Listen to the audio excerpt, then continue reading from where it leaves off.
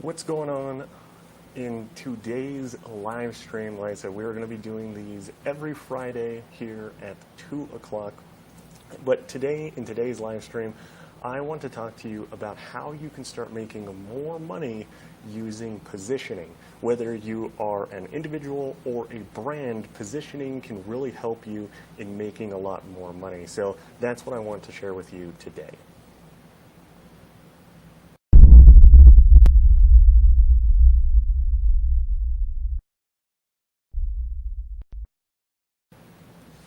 So what's going on? My name is Tim, one of the co-founders here at Scary Good Marketing, and I want to share with you positioning. Now, it's something that people talk about a lot and sometimes can be a little bit hard to understand and really just wrap your head around what you should be doing when you are trying to position your products, your services, even yourself as an individual or as a business. Now, with that being said, I want to really go into where I really began to understand positioning, and that was whenever I was first getting into college. Now, I started my first company back when I was a junior in high school. I started a production company, for some of you that may or may not know, primarily doing, different kinds of events, small commercials, how-to videos, weddings, all that kind of stuff, and that's what I wanted to go into college, and that's actually what my background and my degree is in film production. So, working on movies, creating all of the fun and exciting things that you see on the screen or now streaming on TV, and that's what I wanted to do. Now, whenever I got into film school, one of the requirements that they had was we all had to take an intro into film, and this was really where they were going to talk about the overall, what is film, what does it mean to actually be in the film industry, and really lay out what the curriculum was going to be for the next 4 years in film school. And pretty much all freshmen were required to take this course, and if you didn't initially pass the course, then you weren't going to be admitted into the actual film program. Now, with that being said, pretty much, the classroom was an actual movie theater that was on campus. There's probably 100 seats in there, and whenever I took the class, it was pretty much packed with students, and just sitting down and talking with the other classmates of mine, asking them, hey, what do you want to do in film? What do you want to do now that you're here at film school? And pretty much there was two answers. The two most common answers was, number one, I want to be a director, and number two was, I want to be a cinematographer. Now, for some of you that don't know what a cinematographer is, they're pretty much the person that creates the overall look of the movie, TV show, whatever it is. So like how we have now, the way that this shot looks, as usually a cinematographer does that. Now, I am acting as the cinematographer that goes and sets up this entire look of the movie, and I really help the director, in a sense, come up with the overall vision that they have for the movie. That is what a cinematographer does. Like I said, pretty much that's what I do now in a lot of the stuff that we do with our company. Of course, we create video content like this, but anytime that a client hires us to do a commercial, or if they're wanting to create content or build out training materials, any of that stuff, we help direct them and do the cinematography behind it. I mean, we pretty much do the full production work, but those are really the big jobs that a lot of people want. Now, sitting there listening to pretty much the majority of people in the class say that they wanted to do directing and cinematography, and when it comes to film school, really your goal is to try and work on as many projects as you can. That way you can have a good body of work that you can go out and show different people that are looking to hire for different jobs, just really everything, right? Build your portfolio.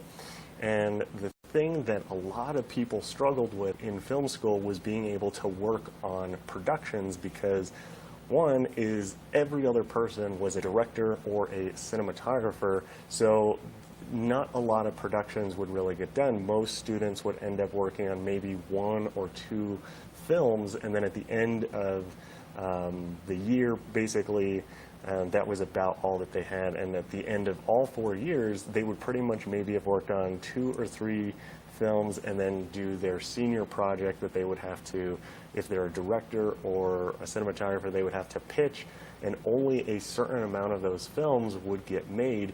And if your project wasn't picked, then you really had to end up going and making that film outside of class time, outside of any of that stuff, and really not be able to use as much equipment.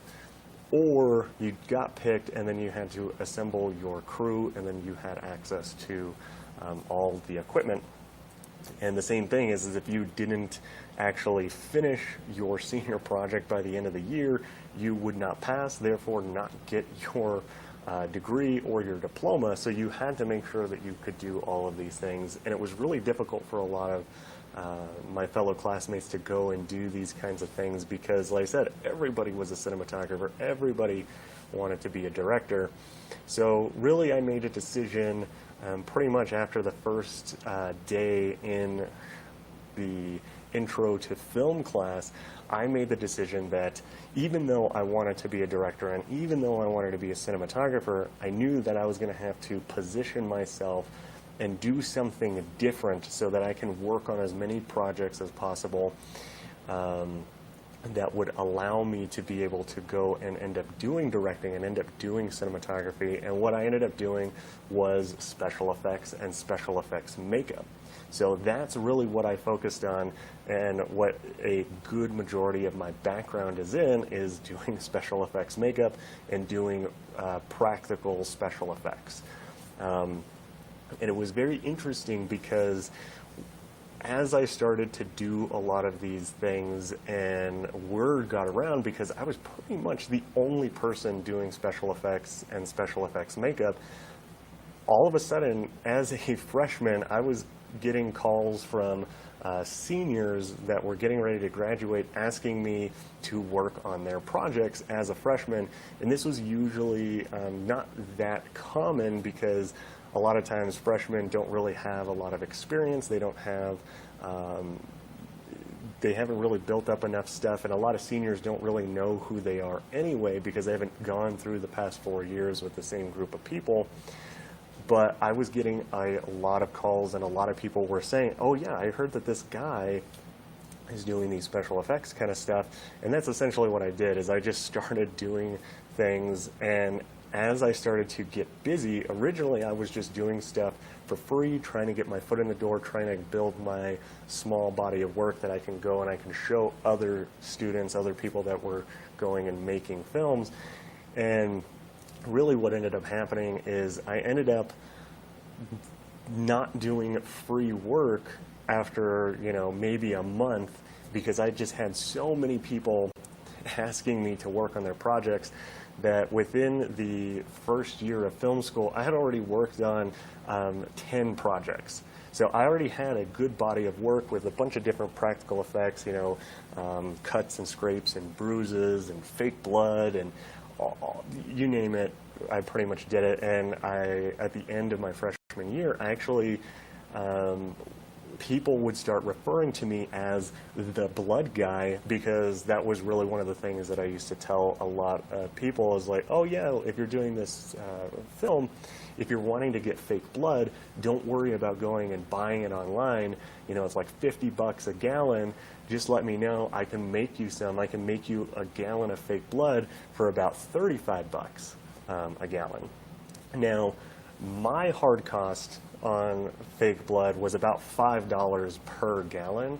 So I was making about $30 in profit from just making my own fake blood and essentially selling it to students that needed it.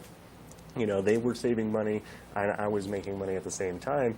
And that's how I actually ended up started making money when I was in film school on the side.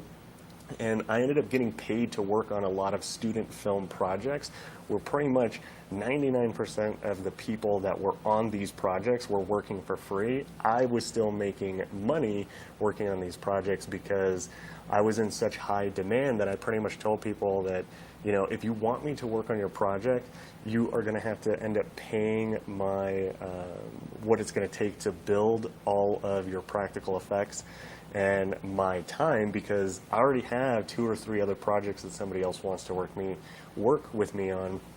So, you know, I would just charge, you know, I think it was like $250 for the day, and plus any of my materials, and that's pretty much what I would do. And people would go out, they'd get the money, pay me, and then I would go and work on a production. And what was really interesting was when I was working on the productions and people were wanting to shoot certain things, right? So one of the big things that I did a lot of is, like I said, a lot of stuff to do with blood and gore and cuts and scrapes. But one of the things that a lot of people would end up hiring me to do is gunshots. So they wanted, you know, a practical effect to make it look like somebody was getting shot and blood would shoot out. So what would end up happening is that we would get on set and we would get everything set up, and maybe the lighting wasn't quite right or the camera angle wasn't that great. So what I had the ability to do was go and talk to the director and let them know, like, hey, you know, like, I've been doing this for quite a while. You know, I've already worked on 20, 30, 40 projects. You know, and in one semester, I worked on 25 different projects, which was a lot of projects on top of a full class schedule. But what I would be able to do is go and tell them, like, oh, well, you know, like, if we light it this way and we move the camera over here, you're actually going to be able to see it better, and it's going to give it a better overall impact that you're wanting in your end project. So what I was able to do was start going and doing things in cinematography, and then I would end up, actually, some directors would let me direct the scenes with the special effects because I knew how they worked, and I was able to start working with actors and start doing those kinds of things. And then I was able to branch out into my junior and senior year as a cinematographer and a director.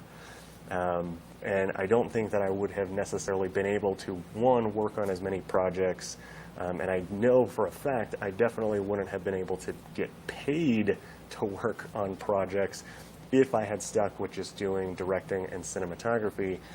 And the other thing is, I don't think I would have been able to work on as many projects doing the cinematography and doing the directing if I hadn't built those relationships in the first 2 years as a special effects makeup artist, and then, you know, helping out, you know, maybe if it was even when I was on set, setting up lights or any of that kind of stuff, so that people could see that I knew how to do directing, I knew how to do the cinematography.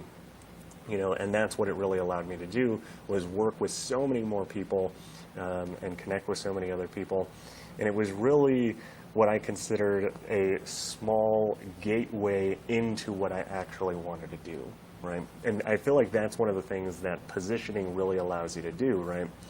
And it's something that I feel like a lot of people don't always understand. They just think, I do this one specific thing, and that's all that I do. Even though there's 10, 15,000 other people doing it, they just try to do that one thing, and they maybe try to do it, you know, better or faster or cheaper or whatever it is. Where, like, whenever I did special effects makeup, you know, it wasn't necessarily exactly what I wanted to do, but it was still in the same industry. And since there was virtually nobody doing it, I was actually able to make money where most people would not get paid at all to work on a student film, which was pretty fantastic, I think, to be able to get paid to work on school projects. Like I said, I don't think that you can, that's necessarily a bad thing. So it's just one of those things that I wanted to kind of talk to you about as something that happened whenever I was in school, and really how do we adapt that to your business. And the thing that I like to think about is like, what is something that is within your industry that maybe not a lot of people are doing because maybe people think that, you know, they already know how to do it, or nobody's really offering because it's like an inside secret of some sorts? Or what is something like a service that you have, how can you take maybe a small piece of that service and offer it at a way lower price, and something that people can essentially buy with less risk to start becoming a customer? Because like what I was saying is, with the fake blood, that was really my small end ticket, right? It was $35 for a gallon of blood versus paying me $250 to actually go and work on the project. Whenever I first started, it was just like, yeah, I can do that. I'll make it for you for $35, and then I give it to you, and you do whatever you want with it, right? So is there something that you can do that's very similar to that, right? Because a lot of times people would get the fake blood, and then I could talk to them about, oh, you know, are you wanting to do this kind of stuff? Like, here's some of the things that we do that I also can do. And it really just helps get them into your ecosystem of your business. So like I said, what are those like small things that you can offer that maybe a lot of people aren't doing in your industry, right? Like, one of the things that we were thinking about, me and my wife were talking about, are, you know, like, how can certain businesses and certain industries kind of use things that a lot of people aren't doing, right? So an example that we were talking about was like with restaurants. Right now, restaurants are having a really hard time because a lot of them have to pretty much just do delivery or curbside pickup. Some places do have like dine-in, but it's only it's really limited, or some places don't even have dine-in. It's only outdoor seating or any of those kind of things. But we were thinking, what is something that a restaurant could potentially do to make a little bit more income without actually selling food? And I know that this kind of sounds a little crazy, but so for example, we were thinking about like Texas Roadhouse, right? If you know what Texas Roadhouse is, like I said, it's just a steakhouse that's here in New Mexico, and I think it's mostly the Southwest. I don't know exactly how far spread Texas Roadhouse is, but the idea is, right, the thing that, one of the reasons people go to Texas Roadhouse is really, there's two. One is because people really enjoy the steaks that they have, and number two is the rolls. Everybody is crazy about those rolls that they have, and that's just a thing. So what we were thinking is, okay, if you were Texas Roadhouse, and let's say you wanted to have some supplemental income that didn't actually require you to make food, right? Make it, deliver it, somebody come and pick it up, whatever it is. What is something that they could potentially do that people that already buy from Texas Roadhouse, or people that maybe haven't bought from Texas Roadhouse, or don't maybe even really know what Texas Roadhouse is, what is something that they can do? So what we said is, okay, let's just take the steaks, for example. That's what they're known for, is their steaks, is they make really good steaks. And to me, we do a lot of cooking at home, right? We do a lot of cooking at home. I enjoy cooking. My wife enjoys cooking. Our families just enjoy cooking overall. And what I said is, imagine if Texas Roadhouse just created like a video on, or maybe like a short little like 3 or 4 video series, like a little course, if you will, on how to cook a steak exactly the way that they do at their restaurant, and how you can do that at home, right? And they go through and they talk about picking the right choice of meat, and why they pick the certain kinds of meat that they do, and maybe how to cook, you know, the difference between cooking a sirloin versus a ribeye versus a T-bone steak, and the overall knowledge and the philosophy that they have in cooking their steaks. Then there could be a section on, the different types of rubs and seasonings or whatever it is that they use, right? How to prep the actual steak. And then the different ways that they use to cook a perfect steak every single time. And they sold you this little course. Like I said, even if it was, to me, I prefer video. I think video allows you to do a lot more, right? And maybe it's just a 5-part little video, right, that shows you all of these steps, and at the end, you can have the exact same kind of steak that they make in their restaurant at home, right? And essentially, they sell this now for whatever, $10, $15, and they push this out to everybody that has already bought from them. I can almost guarantee you there's going to be a lot of people that are going to spend $15 to learn how to cook a really good steak, right? And yes, you may argue like, oh, well, why don't you just go onto YouTube and look up how to do that? Well, my thing is I'm like, one is I already have, there's already brand equity, right? If I go and I've already bought from Texas Roadhouse and I love going there all the time, and now I haven't been able to go there as much, and maybe I don't want to do the takeout, or maybe even if I can go in, maybe I don't feel safe going in, right? Whatever those things are, right? These are all things that people are feeling right now. But now you're telling me I'm somebody that really enjoys cooking at home, and I really enjoy that kind of thing. You, Texas Roadhouse, a brand that has already been built, is going to teach me exactly how to cook your steaks. Yeah, I'm probably going to, like, $15, I'm like, yeah, I'll give you $15 for you to teach me the way that you cook the thing that you do, right? And I think you can do this with pretty much anything, right? Like, what are those things that people would be interested in, right? And even if you don't know, one of the best things you can do is ask your past customers and clients, like, what is one thing that you wish you knew about XYZ, right? Or that we do? Like, what is something that you wish that we would be able to show you how to do? And like I said, people love cooking, right? And that's why with Texas Roadhouse, and like I said, it doesn't even have to be Texas Roadhouse. Even if you're just a local business, right? If you're a local restaurant, I'm pretty sure there's something that you have on your menu that people just absolutely love. Why not create something that people can buy, even if it's just like, hey, we'll give you our exact recipe, right? It's a full PDF. We'll give you all the steps. It's $5, and you can learn how to make, we're here in New Mexico, and it's, we'll show you exactly how to make our green chili stew or our pozole, right?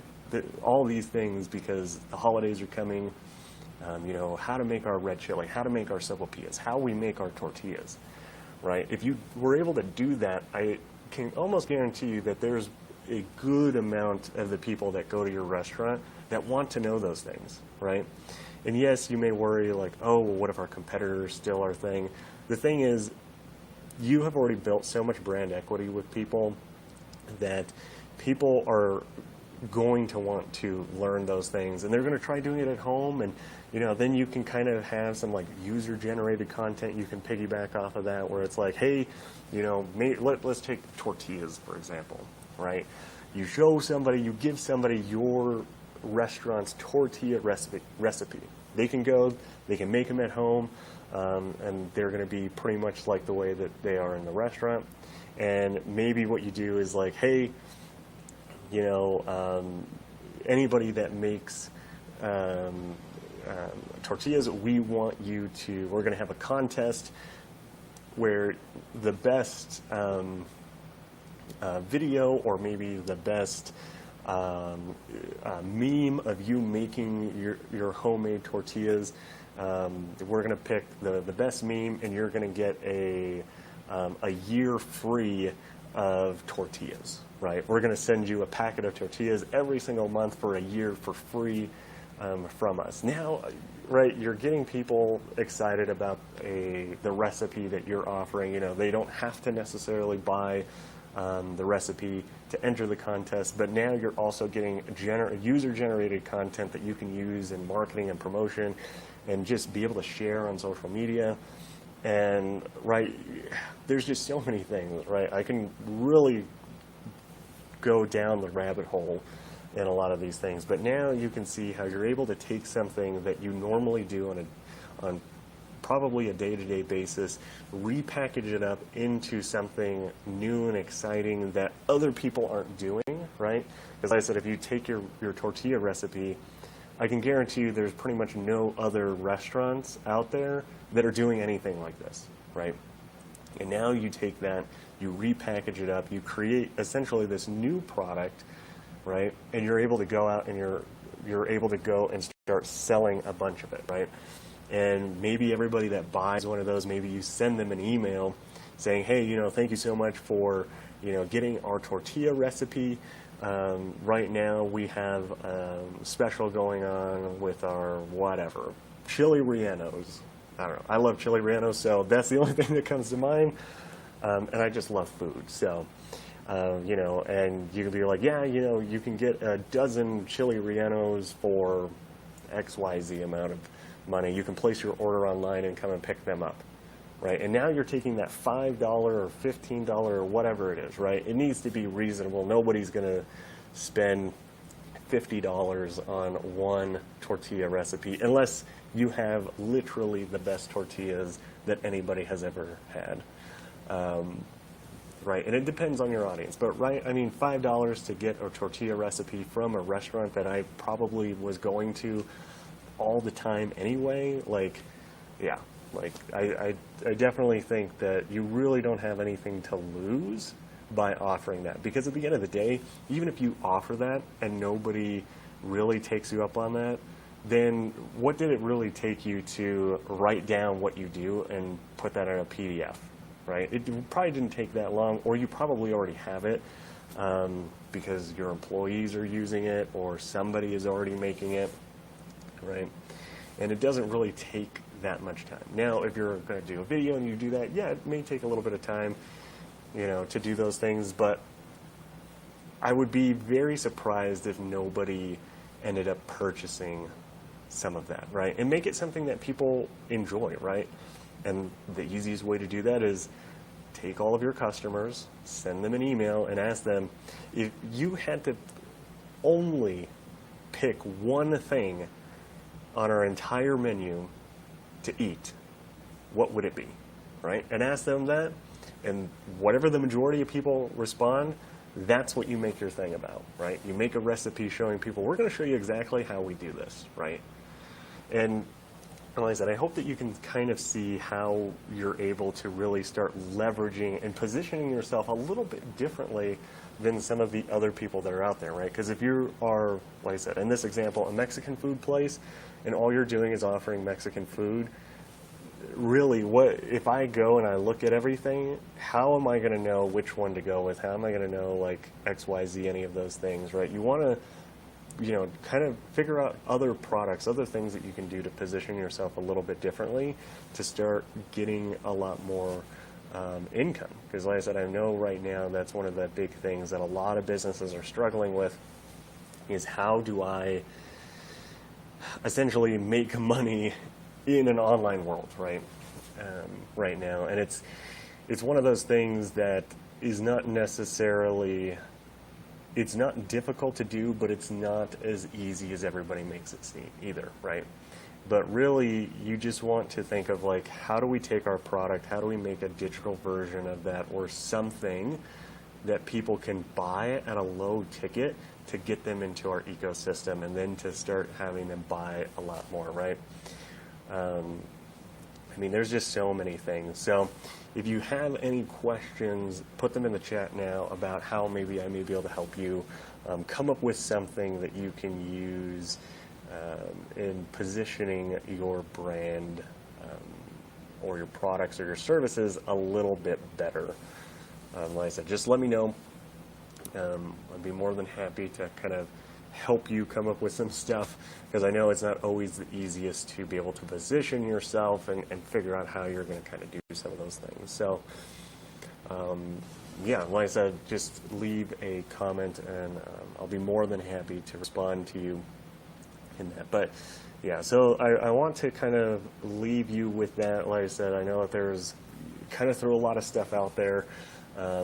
Make sure you go and just re-watch this live stream, because like I said, there's a lot of things in there, and like I said, a lot of things to digest, and a lot of things to think about when it comes to your brand, and how you kind of reposition, like I said, maybe some of your products or services, or maybe you need to make a new product or a new service, or just rework the way that you kind of think about things, because right now is really the time that if you are able to sell right now, once we come out of all of the pandemic, once everything is somewhat back to a normal of whatever that's going to look like, then you're really, your business is really just going to continue to skyrocket, because now you don't have, you don't really have to go and understand what your customers are wanting. And like I said, and business is always changing. If you're not going out there and learning what your customers and new customers want, like I said, it's something that's always evolving, right?